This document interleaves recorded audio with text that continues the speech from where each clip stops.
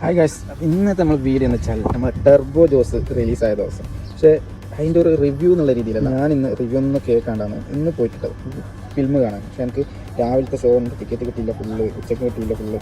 അങ്ങനെ last 1 മണിൻ്റെ ticket അത് അവിടെ എത്തുമ്പോഴേക്ക് ഇവിടുന്ന് പോയിട്ട് പനഞ്ചേരയിലേക്ക് പോയി. അവിടെ എത്തുമ്പോഴേക്ക് 1 മണിൻ്റെ ഷോവും ഫുള്ളായി. പിന്നെ 1:30 വെച്ചാൽ ചെറിയൊരു തിയേറ്ററാണ്, ഒരു 72 ആൾക്കാർ സീറ്റ്. അതിൽ 1:30 ഷോ ഉണ്ട്. അങ്ങനെ അതിൽ കയറി. അതിന് തൊട്ട് മുമ്പ് 300 ആളെ സീറ്റ് എത്താന്നുണ്ടായിരുന്നു, അത് ഫുള്ളായി. ബോസിനെ പറ്റിയിട്ട് പറയാൻ വാക്കുകൾ, കോമഡി, എൻ്റർടൈൻമെൻറ്റ്. പിന്നെന്ന് വെച്ചാൽ ഒരു ഫൈറ്റ് സീനെല്ലാം ഒന്നും പറയണ്ട. Fight scene super.